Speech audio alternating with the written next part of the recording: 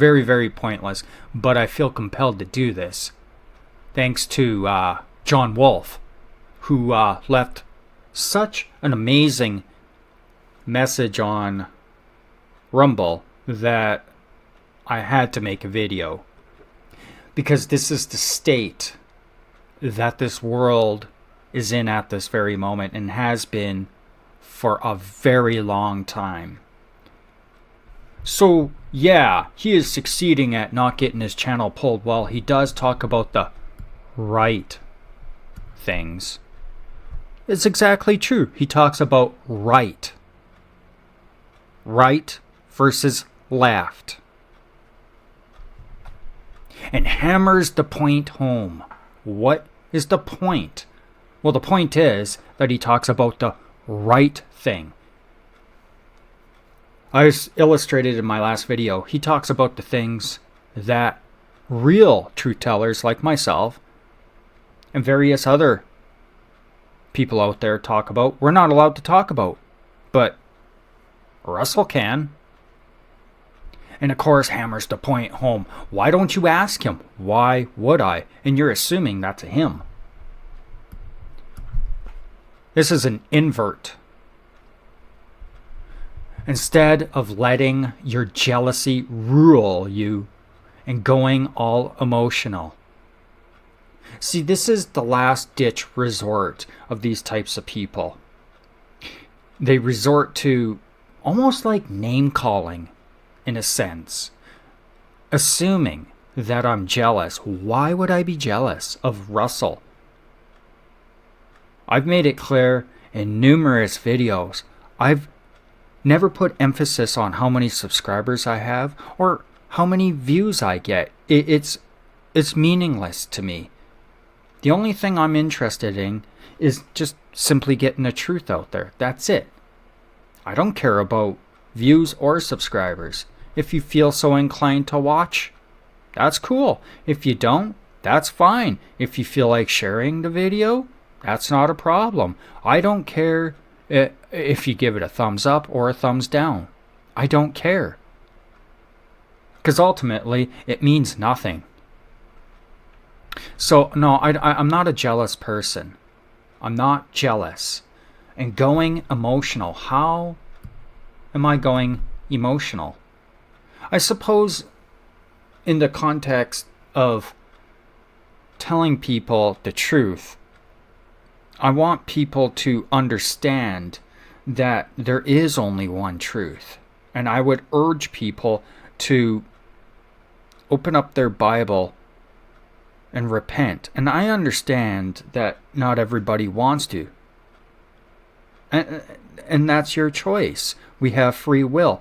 I've never once stated in any of the videos that you have to. I make it clear that you should, but I've never said you have to. I get emotional talking about this because it means something to me, not for any other reason. When I'm making these exposed videos, there is no emotion. Well, that's not necessarily true. There's a bit of anger because people are misled. And I want to steer people in the correct direction. So why don't you contact him? Why would I contact him? Why would I contact Russell? This is the state of the world that we live in right here. You really think Russell is sitting behind a computer uploading these videos? He may make the video, but he's not sitting behind the computer uploading them. He's not interacting with the subscribers. Not a chance. And how she gets around the pansy Gestapo that seems to have a stranglehold on YuckTube. I would probably say more JewTube, but, whatever. We need more voices out there. I would wholeheartedly agree. We need more voices out there. What we don't need are the voices of these celebrities like Will Smith, Russell Brand, any of these celebrities, they all seem to have YouTube channels. Why? Nobody's watching them. It's called to squeeze people like myself and anybody else out there talking about the truth, to squeeze us out. That's what it's about. And then you insert these gatekeepers, because that's what Russell Brand is, a gatekeeper, a 33rd degree Mason. It's to squeeze us out and to keep you, John Wolf, into that right-left divide. What kind of truth is your truth, John Wolf? I would say you have zero truth.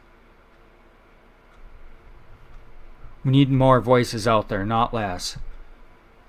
I've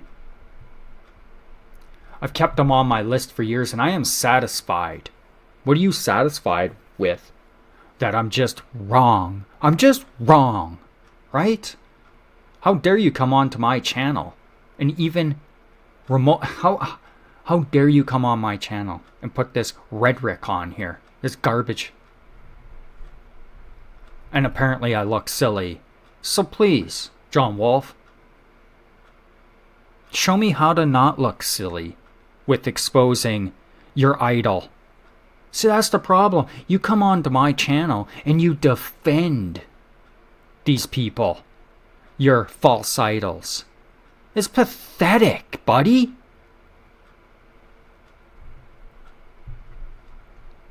Don't bother replying. My notification is off. That doesn't make it. I would accept my notifications are off, not my notification is off. I don't really like the term there. Now it's just me nitpicking, but just get it together. Get what together? What am I not seeing here, John Wolf? You haven't illustrated anything. And then picking away at superstitious mumbo jumbo. Where this word triggers me. This is for the the buffoons out there that can't understand what their religion is. So what they don't understand, they call mumbo jumbo. What they don't understand. See, the thing is, John Wolf, Russell Brand tells you who he is by the tattoos. And by the way, tattoos is bloodletting. I think the Bible's extremely clear. So right off the hop, I can tell you that you probably haven't read your Bible. So where is your truth? Superstitious mumbo jumbo. This world is biblical. But you call it this, superstitious. How is it superstitious? What's their religion? What, because he throws a little Jesus on them? That makes it all good? Why don't you look at the rest? 33. What does 33 mean to the Masons? Okay? Do I have to break it down so John Wolf can understand? 33 represents 1/3 of the fallen angels. They're making biblical references. I suppose that's superstitious. He has chakras tattooed on him. The kundalini, the serpent going up the spine.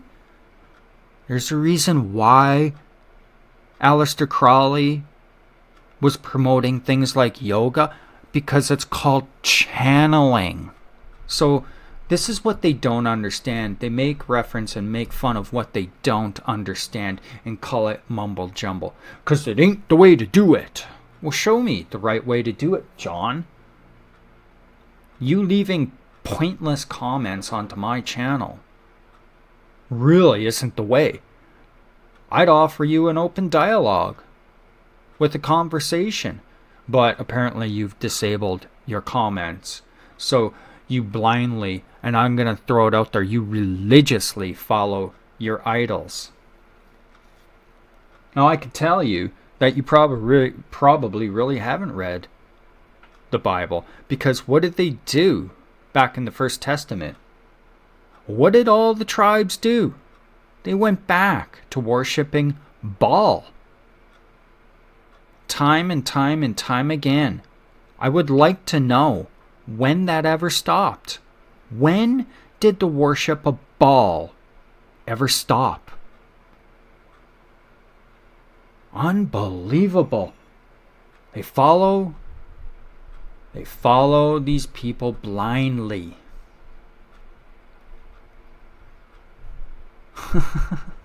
Can't stand this wank. 100% true. Can't stand this wank. Truth in plain sight. I would agree. Thank you, another phase. Truth in plain sight. Give me a break. The people see it. The people see it. But apparently John Wolfe just calls it superstitious. Superstitious mumbo jumbo. Keep you in that right-left divide. So I'm right-wing now. He talks about all the right things. Right. Pathetic. You know, I'm trying to contain myself because, I mean, you have people on this list like Roseanne Barr. Roseanne Barr. Oh, Sam Harris. Yeah, Sam Harris. Elon Musk. Bond level evil type person right here that everybody just loves. Everybody loves Elon Musk. He wants to Neuralink you there, John Wolfe. Are you gonna take the Neuralink and be connected to Russell? Alex Jones, Mr. Jones.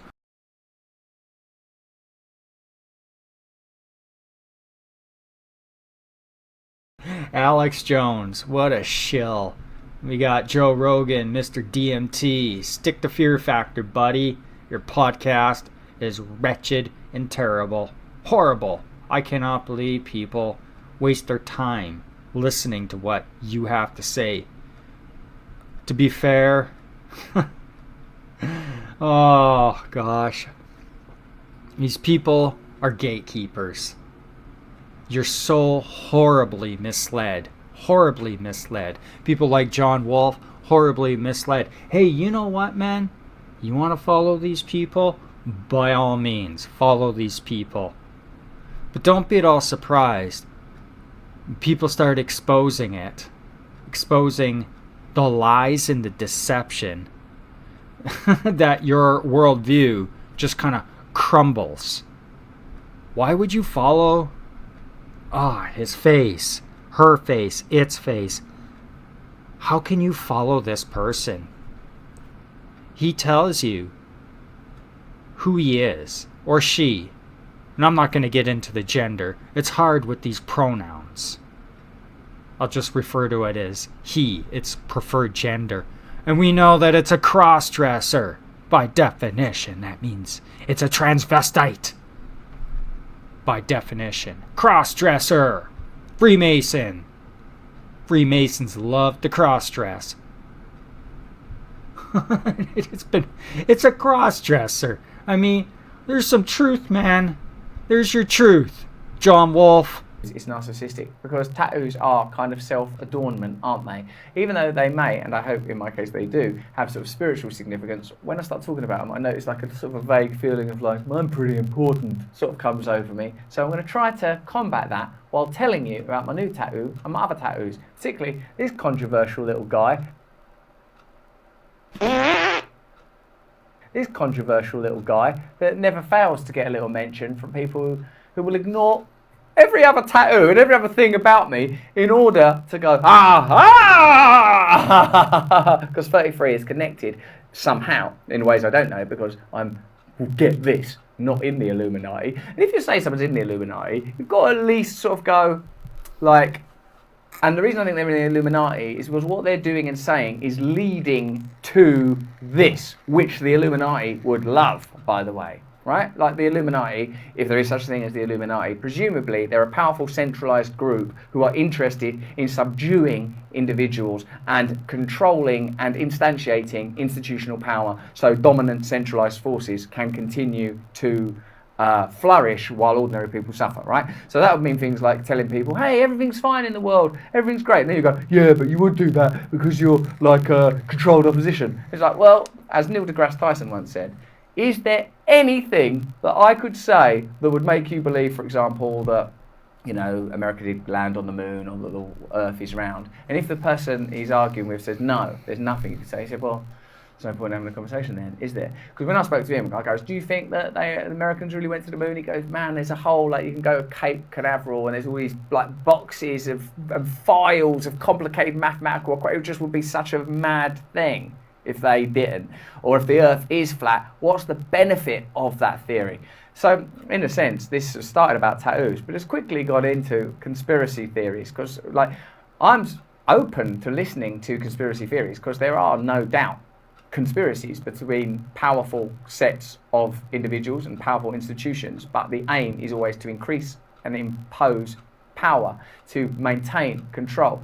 If you can't see how if you can't join the dots, then it's stupid. It's just baroque storytelling, unless you can go, yeah, because that means that this would happen. Now, for example, someone having a 33 tattoo on their arm, like, what's the benefit of that? If you are actually a part of a sort of a secret cartel controlling reality, do you have to mask that fact? And oh yeah, but yeah, you would do that. Oh, so it's that many layers of double bluff. I mean, like, for me, that's like, why? And all of a sudden, what are we talking about now? We're not talking about how do you get people to band together to challenge authority. That's the only thing worth talking about. Pointing out corruption, inviting people to go within themselves, to awaken themselves, to confront authority. All the other stuff is just like flim-flam, in my view. Anyway, so that tattoo is because I love the Lord Jesus Christ, and it's a sort of a lucky number, basically, because I thought I was going to die when I was 32, then I obviously didn't, as you can see. And so now, I love the number 33, and when I see it, I feel like I'm on the right path. This is, if you want to tell people the truth, make them laugh, otherwise they'll kill you. Oscar Wilde quote. This is Lord Krishna. Lord Krishna, the master of all realities and non-realities and potential realities, the world of dark matter that makes up 80 or 90% of the reality that we even understand right now. Lord Ganesh, remover of obstacles. The Kundalini serpent, awaken the lower survival and sexual energies and turn it into divine spiritual energy, not that sexuality can't be divine. This is an invitation to become what you are. Take your inheritance, become who you are. This is Durga, a goddess of power, fighting for divine femininity with the initial letters of my wife's name and my two daughters' names. This is Jesus Christ, who I love. These are the chakras, the energy centers of the body. That is the Kunda. It's a Sikh sign, two swords of justice, holding a sword of truth, thrusting through the world. That is West Ham United, the football team that I love. This new one is a William Blake drawing, and I didn't really know what it was when I got it because I just liked the drawing. But it's, as you can see, it's like a spiraling serpent, which I think of as like sort of original DNA stuff, and a falling female form. And I think it represents the fall of man in the Garden of Eden. Now, how do you regard that? The Garden of Eden is the perfect state, the walled place of perfection. In it are all like is masculinity and femininity and the serpent energy and the divine knowledge and Yahweh, a kind of God figure overseeing it. Some people, like Eric Fromm, for example, believe that the act of biting the apple, some like Terence McKenna would say, is that sort of plant medicine and entering into knowledge, awakening personal self-consciousness. And given that they feel ashamed afterwards and cover themselves up, there's an argument saying, oh, what the apple is self-awareness. It's separating from animal consciousness and becoming awake, becoming aware, like, oh my fucking God, I'm a person. Anyway, I like it because I love William Blake, because that dude is deep, to say the least. So I got it there because Mark Mahoney, the brilliant tattooist, was in London, where I live. So I went to see him. My missus got one as well. And for me, the point of tattoos, what is the point of tattoos? Oh, this one, look. Christian, Lord, make me a channel of thy peace. Remove the ego, remove the narcissism, become awake. The reason I get the tattoos is, one, I suppose I think they look cool, and when I get them, I try to do things that mean something to me, that remind me of something. And then when I do videos like this, I think, make sure that you don't become some sort of mad, self-interested, lunatic narcissist, only caring about your own personal mythology. But on the other hand, it is important to have a personal mythology, because how are you to? You are the hero of your life. You, like, think about yourself. You're more important than any other person in your life, even if you love other people more than you love yourself. Like, there are obviously people in my family that I love more than myself, and animals, in fact, that I love more than myself. But my love for them is coming from me. I'm still the centre of this experience of awareness. So a mythology of some kind, so a set of values, a set of principles is good. And the reclamation, or at least the adornment of the body in order to achieve a kind of sovereignty over it, particularly if you're a person like me that's had issues around your body, been ashamed of your body, not liked your body before, I suppose can be a sort of an enhancement. The first one I ever had, of course, was when I was married before, and we both got this one, and this is what go with the flow in Sanskrit, because in India you've got to go with the flow. And David Lynch pointed out that that line is the line of the ultimate reality, and all the signals and signifiers come from the ultimate reality. The consciousness is the ultimate reality, and all forms come from consciousness. So that's a little journey of my tattoos. But what are your tattoos about? What you got tattooed on you? Are you against tattoos entirely? Do you want some new tattoos? Do you? So yeah, let's have a little chit chat about tattoos and ideology, and the nature of consciousness, and the creation of personal mythologies. Let's do all those things. Wow, that video was so inspirational and so enlightening. I almost lost myself. Thank you for sharing your amazing tattoos and worshiping your gods.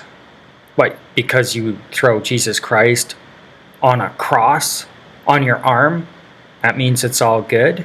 Now, I don't think you're a Freemason, Russell. I know you're a Freemason. I know that you're not just a Freemason, though. I know that you've branched off and you're in other orders. Freemasonry isn't the only order. And take a look at what he's pushing.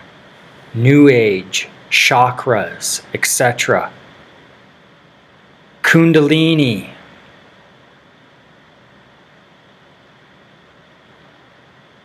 The craft. The craft is right. The craft is spot on. And he's fooling you people. This is what I don't get. He's fooling you people. I've compiled a ton of pictures because this guy, this invert, is full of nothing but symbols. That's all he does. I've never, and I mean literally, I've never seen so much symbolism coming from one person. All right, God bless. Enjoy the slides.